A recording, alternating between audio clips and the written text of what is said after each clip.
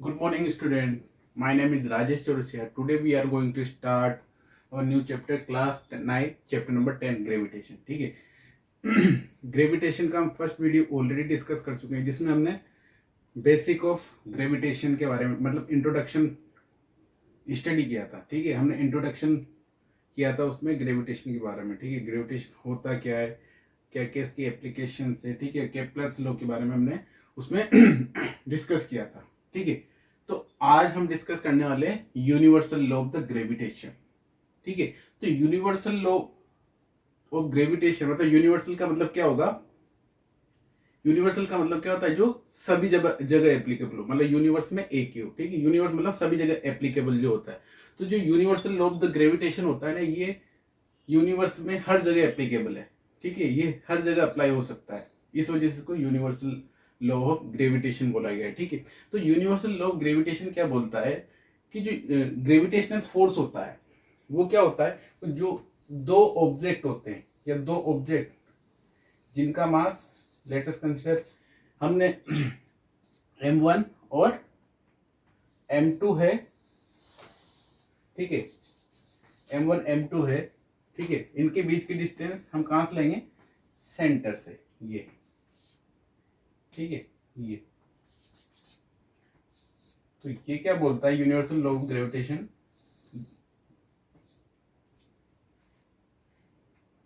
Gravitation force is directly proportional to the product of their masses and inversely proportional to the square of the distance between them. तो देखो क्या बोलता है, according to this law the force of attraction between the two particles और bodies is directly proportional to the product of their masses. जो इन दोनों का जो प्रोडक्ट होगा मास का, उसके प्रोपोर्शनल होगा. और इनवर्सली किसके प्रोपोर्शनल होगा, जो इनकी डिस्टेंस है, इनके बीच की जो डिस्टेंस है. जैसे लेटेस्ट कंसीडर हमने क्या मानी, आर, स्मॉल आर. ठीक है, इसके स्क्वायर के इनवर्सली प्रोपोर्शनल होगी. ठीक है. तो हमने जो हमारा फर्स्ट वीडियो था उसमें डिस्कस किया था कि इस यूनिवर्स में जो भी दो ऑब्जेक्ट है जिनके बीच में इनका कुछ ना कुछ मास है, वो सब एक दूसरे को क्या करते हैं, अट्रैक्ट करते हैं. ठीक है, उसको हमने ग्रेविटेशन बोला था. और यूनिवर्सल ग्रेविटेशनल फोर्स भी यही है. ठीक है. यूनिवर्सल ग्रेविटेशनल फोर्स क्या बोलता है कि जो ग्रेविटेशनल फोर्स होता है वो किसी भी दो ऑब्जेक्ट होता है ना, उनके प्रोडक्ट ऑफ मास के प्रोपोर्शनल होता है और इनवर्सली प्रोपोर्शनल होता है. जो उनके बीच की जो डिस्टेंस है उसके inversely square of the distance between them. ठीक है, उनके इनवर्सली प्रोपोर्शनल होता है. ठीक है, तो देखो यदि हम स्टेटमेंट के अकॉर्डिंग चले, ठीक, और देखो इनकी जो इनका लाइन ऑफ एक्शन क्या होता है, स्ट्रेट, ये इस तरीके से होता है. जैसे कि लेट अस कंसीडर, ये इस पे इस तरीके से फोर्स अट्रैक्शन, इस पे इस तरीके से फोर्स ऑफ अट्रैक्शन होगा. ठीक है, इसका लाइन ऑफ एक्शन क्या होता है, इस तरीके से. ठीक है, तो ये जैसे कि F1, तो ये क्या करेगा, F2. ठीक है, तो इसकी डायरेक्शन अपोजिट हो जाएगी, माइनस. ठीक है. तो देखो अकॉर्डिंग टू स्टेटमेंट यदि हम चलें तो क्या होगा, universal gravitational force is directly proportional to the product of their masses. तो m1 एंड m2. ठीक है, और इनवर्सली प्रोपोर्शनल किसके होता है, इनवर्सली प्रोपोर्शनल होता है स्क्वायर ऑफ द डिस्टेंस. और डिस्टेंस हमेशा कहां से मेजर करनी है, हमें सेंटर से, इसका सेंटर पॉइंट. ठीक है, तो square of the distance between them. अब देखो यदि अभी हम इसको कंबाइन करेंगे तो हमें क्या मिलेगा, F proportional to the m1 m2 upon r square. तो और जब भी हम प्रोपोर्शनल को हटाते तो हमें एक कांस्टेंट देना पड़ता है. तो अब हमें क्या मिला, f प्रोपोर्शनल हटाते हैं तो हमें क्या देना पड़ता है, एक कांस्टेंट देना पड़ता है. जब भी हम प्रोपोर्शनल को हटाते हैं तो हमें क्या देना पड़ता है, एक कांस्टेंट देना पड़ता है. तो वो कांस्टेंट क्या है यहाँ पे, g. वो क्या दिया हमने, g. ठीक है, कैपिटल G. और ये m1 m2 upon r square. ठीक है, अब देखो, अब क्वेश्चन आता है कि ये g क्या है. तो ये g क्या है, यही g क्या है, यहाँ पे g क्या है, यूनिवर्सल यूनिवर्सल ग्रेविटेशनल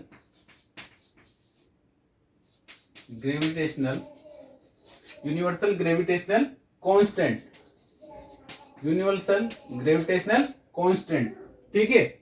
यहाँ पे जी क्या है, यूनिवर्सल ग्रेविटेशनल कांस्टेंट, और इसकी वैल्यू कितनी होती है यहाँ पे, जी की वैल्यू कितनी होती है, जी इक्वल टू 6.67 इंटू 10⁻⁻11, और यूनिट क्या हो जाएगी इसकी, newton into metre square upon kilogram का स्क्वायर। अभी डिस्कस करेंगे कि यूनिट कहां से है, पहले यहां पे आओ, ठीक है। तो ये कौन सा फोर्स है, ग्रेविटेशनल फोर्स। तो दो ऑब्जेक्ट होंगे उनके बीच में जो ग्रेविटेशनल फोर्स लगेगा उसका हमें क्या मिल गया, फॉर्मूला, और ये हमारा क्या होता है, यूनिवर्सल ग्रेविटेशनल फोर्स। ये हमारा क्या होता है, यूनिवर्सल ग्रेविटेशनल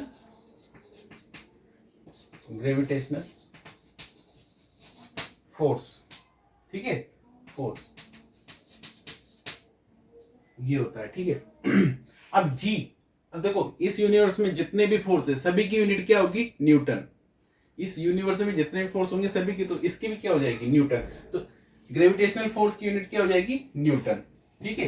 ग्रेविटेशनल फोर्स की यूनिट भी क्या होगी, न्यूटन। अब देखो ये जो जी है इसको यूनिवर्सल ग्रेविटेशनल कांस्टेंट क्यों बोला, क्योंकि कहीं भी हम ग्रेविटेशनल फॉर्मूला का यूज करेंगे तो जी की वैल्यू हमेशा फिक्स्ड रखेंगे, 6.67 into 10⁻⁻11 newton into metre square पर केजी स्क्वायर। अब देखो ये यूनिट कहां से आई, ये यूनिट कहां से आई, आपके क्वेश्चन आ रहा होगा। तो देखो फोर्स की यूनिट क्या होती है, न्यूटन, ठीक है, इक्वल टू जी की तो यूनिट हमें निकालनी है, जी की तो यूनिट हमें निकालनी है ना, तो जी, और ये भी क्या है, मास, और ये भी मास, तो ये क्या हो जाएगा, किलोग्राम का स्क्वायर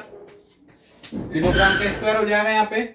और ये क्या है, एक तरह से डिस्टेंस ही तो दोनों की मिड की, तो क्या हो जाएगी, तो यहाँ पे इसकी यूनिट क्या हो जाएगी, मीटर स्क्वायर, क्या हो जाएगी, मीटर स्क्वायर,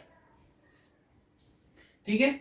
चलो अब जी को इस तरफ रहने दो, और newton into metre square upon KG का स्क्वायर, ये हमारी किसकी, यूनिवर्सल ग्रेविटेशनल कांस्टेंट जी की वैल्यू आ गई, यूनिट, ठीक है। तो अब समझ में आ गया आपको कि यूनिट कहां से है, इस तरीके से है। ये भी कंपटीशन एग्जाम में पूछा जाता है, ये what is the unit of the gravitational. तो आप इस तरीके से फाइंड, आपको रटना नहीं है, बस समझना है और उसके अकॉर्डिंग आपको निकाल लेना है, ठीक है।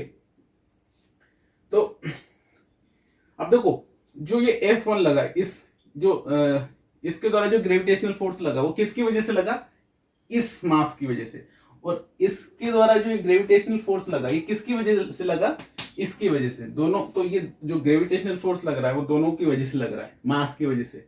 हमने फर्स्ट वीडियो में डिस्कस किया था ना, ग्रेविटेशनल फोर्स क्या होता है, the force of attraction due to their masses.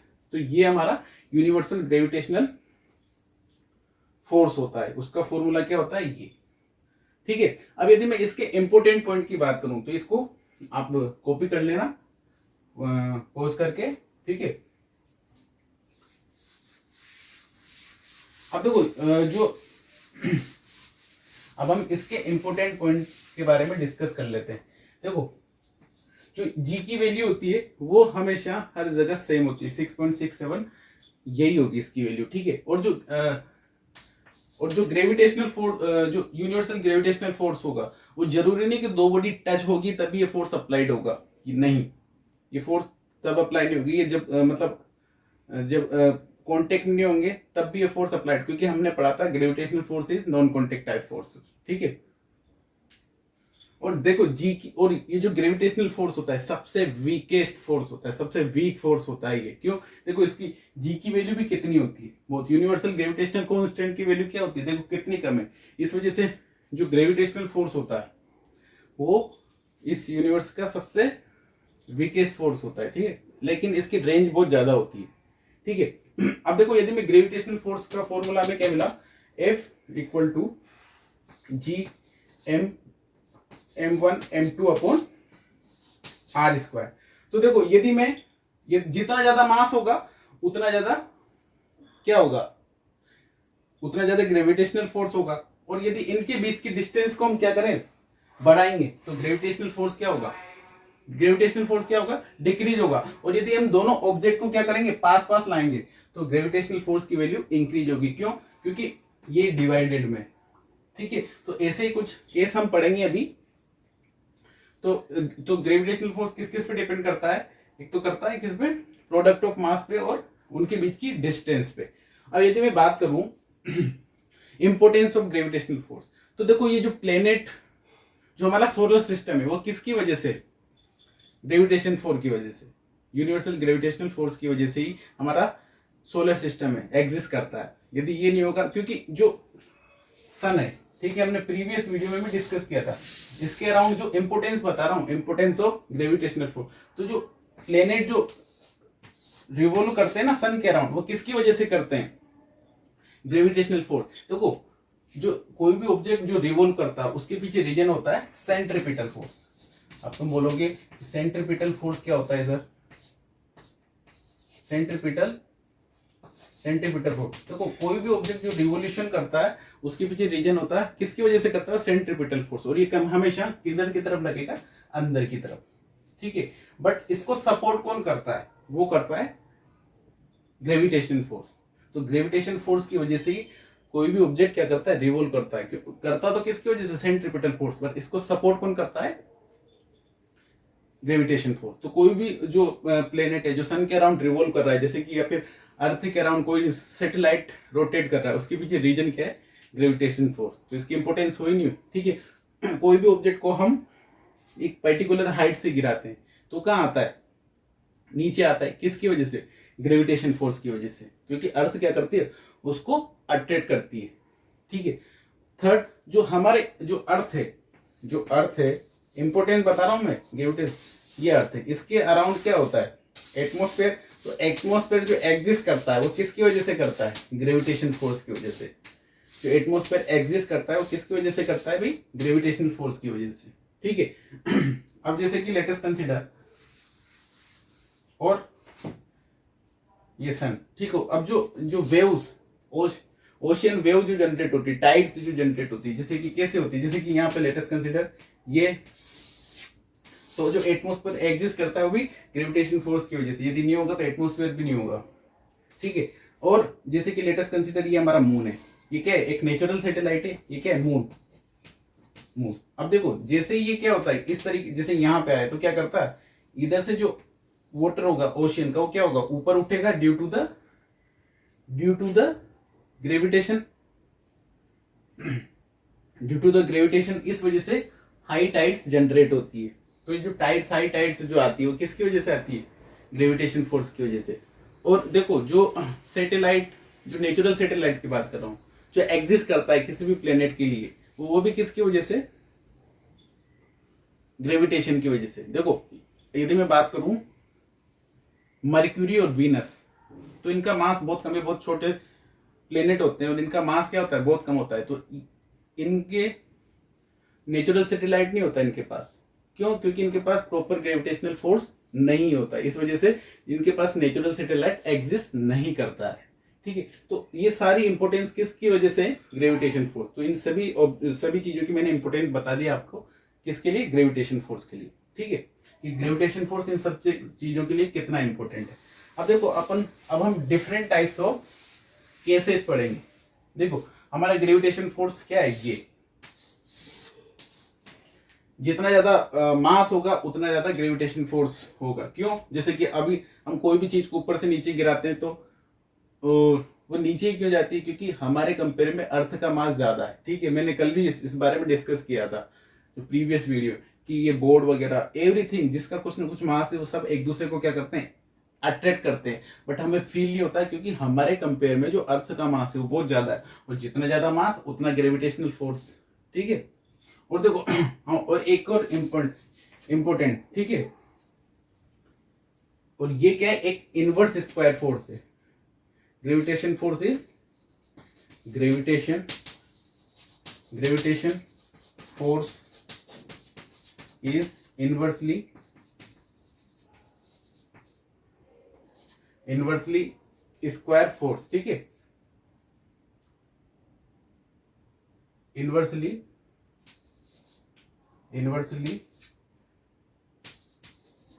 Square force.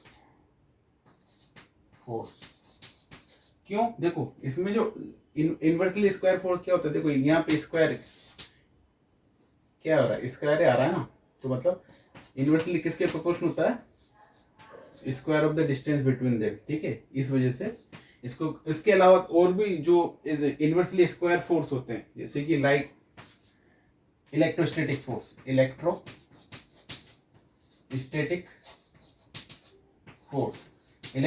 Force क्या होता है, इलेक्ट्रोस्टैटिक फोर्स का फॉर्मूला होता है एफ ई, इलेक्ट्रोस्टैटिक फोर्स होता है के Q1 Q2 upon R square, ठीक है। ये किसकी वजह से होता है, चार्ज की वजह से। तो देखो स्क्वायर फोर्स हुआ नहीं हुआ, तो एक तो इलेक्ट्रोस्टैटिक फोर्स और एक थर्ड होता है मैग्नेटिक फोर्स या इलेक्ट्रोमैग्नेटिक फोर्स, वो भी किसके, मैग्नेटिक पोल की वजह से होता है। तो ये तीनों क्या इनवर्सली स्क्वायर फोर्स है, ठीक है। ये आता है भाई कभी कभी कंपटीशन, जो बड़े बड़े कंपटीशन ओलंपियाड वगैरह, ठीक है, जो एसएससी वगैरह उसमें के क्वेश्चंस आते हैं भाई, ठीक है। तो ये इस तरीके से अब देखो, अब एक चीज ध्यान रखना, जो ग्रेविटेशन फोर्स होगा, ये ग्रेविटेशनल जो फोर्स होगा वो ऑलवेज अट्रैक्टिव नेचर होगा, अट्रैक्टिव नेचर का। और जो आपका जो इलेक्ट्रोस्टैटिक फोर्स होगा और जो आपका इलेक्ट्रोमैग्नेटिक फोर्स होगा, देखो ग्रेविटेशनल फोर्स किसी वजह से लगता है, बेसिक चीज क्या है, मास की वजह से। इलेक्ट्रोस्टैटिक फोर्स चार्ज की वजह से, और जो मैग्नेटिक फोर्स होगा वो पोल की वजह से, ठीक है। तो देखो जो ग्रेविटेशनल फोर्स होगा हमेशा अट्रैक्टिव नेचर होगा, कभी भी रिपल्सिव नेचर। तो gravitational force is always attractive nature, हमेशा अट्रैक्टिव करता है। कभी अर्थ ने आपको ऊपर फेंका कि कोई भी चीज आपने नीचे डाली और ऊपर फेंक दी हो, ऐसा कभी भी नहीं हुआ, क्योंकि जो ग्रेविटेशनल फोर्स, जैसे कि हमने यहाँ बता रखा है, ठीक है, तो ग्रेविटेशनल जो फोर्स होता है वो ऑलवेज अट्रैक्टिव नेचर का होता है, ठीक है। और इलेक्ट्रोस्टैटिक फोर्स, देखो इलेक्ट्रोस्टैटिक फोर्स दोनों नेचर का होता है, अट्रैक्टिव और रिपल्सिव, डिपेंड करता है कि जैसे कि Q1, जैसे इधर माइनस चार्ज है, तो इन दोनों के बीच की डिस्टेंस R है, ठीक है। ये भी सेंटर से दी जाती है यहाँ पे भी डिस्टेंस। तो यदि प्लस और इधर माइनस, तो क्या होगा, अट्रैक्टिव नेचर का। और यदि यहाँ भी प्लस और यहाँ भी प्लस, या यहाँ भी माइनस और यहाँ भी माइनस, तो क्या हो जाएगा, ये रिपल्सिव नेचर का, क्योंकि like charges repel to each other and unlike charges attract to each other, ठीक है। और पोल्स में भी ऐसा ही हो जाएगा। पोल्स में क्या होता है, लाइक पोल होंगे तो रिपेल करेगा और अनलाइक पोल होंगे तो अट्रैक्ट करेगा। बट ग्रेविटेशन फोर्स में ऐसा कुछ भी नहीं होता, वो ऑलवेज अट्रैक्टिव नेचर का होता है। तो समझ में आ गया, gravitational force is inversely square force, ठीक है। क्यों, क्योंकि डिस्टेंस इनवर्सली प्रोपोर्शनल होती है, square of the distance inversely proportional होती है ग्रेविटेशनल फोर्स के।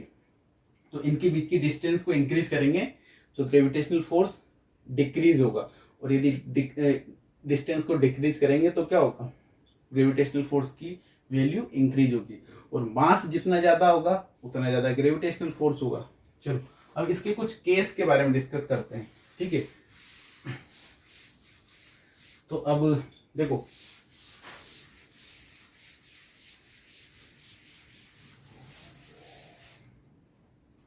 ठीक है, अब देखो दो ऑब्जेक्ट है हमारे पास, जैसे कि ये, ठीक है, ये M1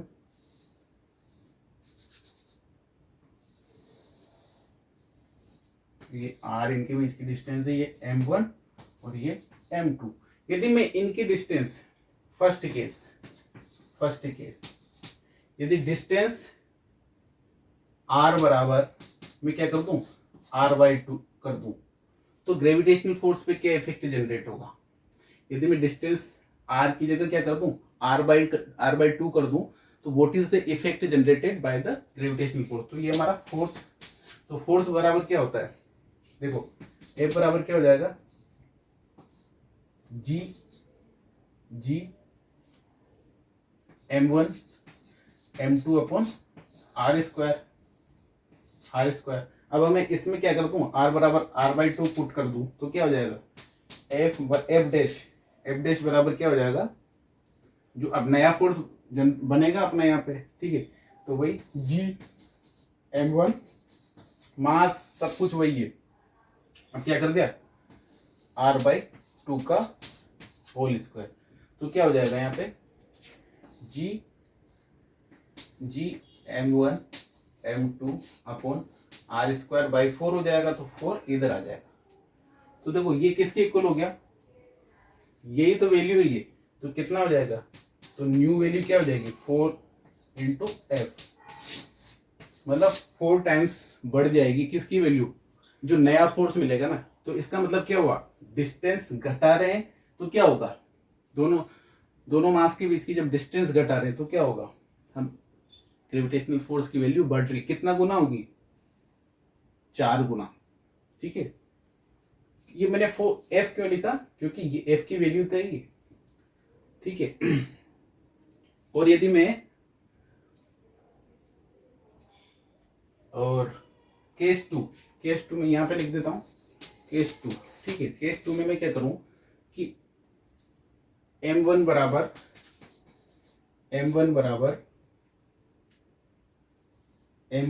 मैं क्या कर दूं, m1/2 कर दूं, तो क्या हो गया, मास को मैंने क्या कर दिया, आधा कर दिया।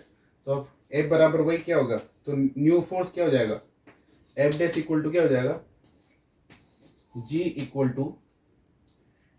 टू ठीक है, G equal to sorry G m/m1/2 into m2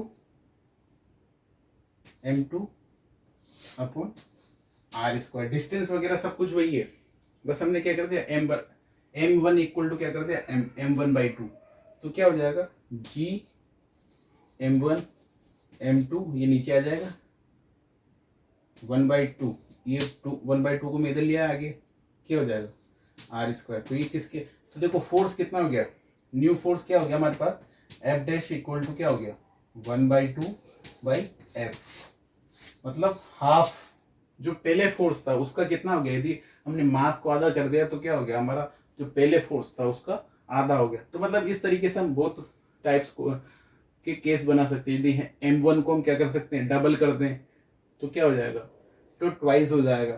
तो इस तरीके से हम डिफरेंट टाइप्स ऑफ केस बना सकते हैं। तो ठीक है, अब इसके ऊपर एक न्यूमेरिकल और कर लेते हैं हम। तो इस तरीके से डिफरेंट टाइप्स ऑफ, तो इससे क्या पता लग रहा है कि यदि इनके बीच की डिस्टेंस को इंक्रीज एंड डिक्रीज करेंगे तो फोर्स पे इफेक्ट जनरेट होगा। वो कैसे होगा, डिक्रीज करेंगे तो पास पास आएगा, तो पास पास आएंगे तो क्योंकि डिस्टेंस क्या होती है, इनवर्सली प्रोपोर्शनल होती है, तो क्या होगा, फोर्स की वैल्यू इंक्रीज हो जाएगी। बट दूर ले जाएंगे तो फोर्स की वैल्यू डिक्रीज होगी। ठीक है, क्योंकि डिस्टेंस बढ़ती जा रही है तो जो इफेक्ट होगा वो कम होता जाएगा।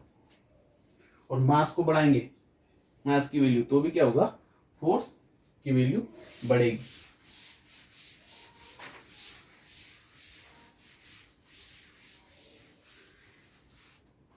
ठीक है, इसके ऊपर एक क्वेश्चन कर लेते हैं अपन। देखो द मास ऑफ अर्थ, देखो अर्थ का मास क्या होता है, अर्थ मास क्वेश्चन नहीं है। ठीक है, अर्थ मास me कितना होता है, 6 इंटू 10⁻24 kg।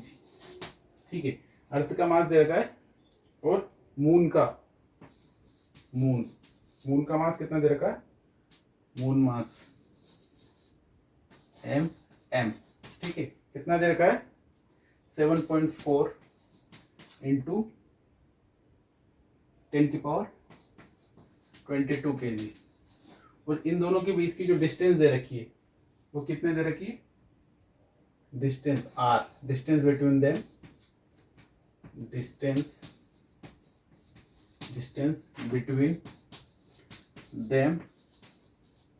बिटवीन देम कितनी हो जाएगी,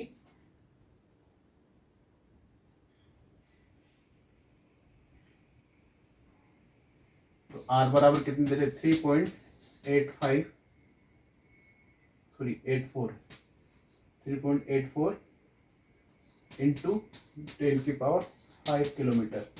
इसको मीटर में कन्वर्ट कर लें, आप बोलो तो। ठीक है, तो इसको मीटर में कन्वर्ट करूंगा तो मैं कितना हो जाएगा, 3.84 इंटू 10⁸ मीटर, क्योंकि 1 किलोमीटर में 1000 मीटर होते हैं, तो मीटर।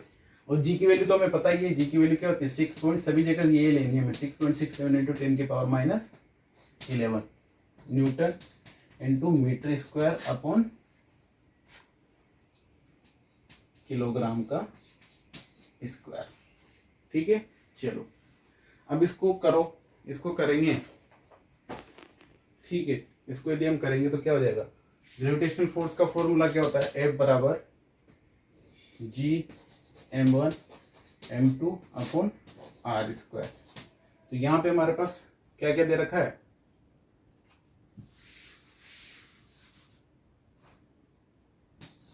ठीक है, मास ऑफ अर्थ, ये अर्थ है, और ये मास ऑफ मून। ठीक है, इनकी बीच की डिस्टेंस दे रखी है 3.84 इंटू 10 की पावर 8 मीटर। तो बस वैल्यू रख दो इनके बीच का, मेरे को हमें क्या निकालना है, ग्रेविटेशनल फोर्स इनके बीच में कितना लग रहा है वो फाइंड करना है। तो जी 6.67 इंटू 10 की power minus 11 into mass of earth हो जाएगा 6 इंटू 10 की पावर 24 और मास ऑफ मून 7.4 इंटू 10 की पावर 22 अपॉन डिस्टेंस कितनी दे रखी है दोनों के बीच की 3.84 इंटू 10 की पावर 8 का स्क्वायर। तो जब इसको सोल्व करेंगे तो जो आंसर आएगा वही क्या हो जाएगा हमारा, वही क्या हो जाएगा, इन दोनों के बीच में जो ग्रेविटेशन फोर्स लग रहा। तो ठीक है, आप इस तरीके से जितने भी न्यूमेरिकल हो आपकी बुक में वो सारे करना। यदि कोई डाउट हो तो आप कमेंट सेक्शन में लिख के बता सकते हो। ठीक है, तो मैं आपका रिप्लाई कर दूँगा। Okay, thank you.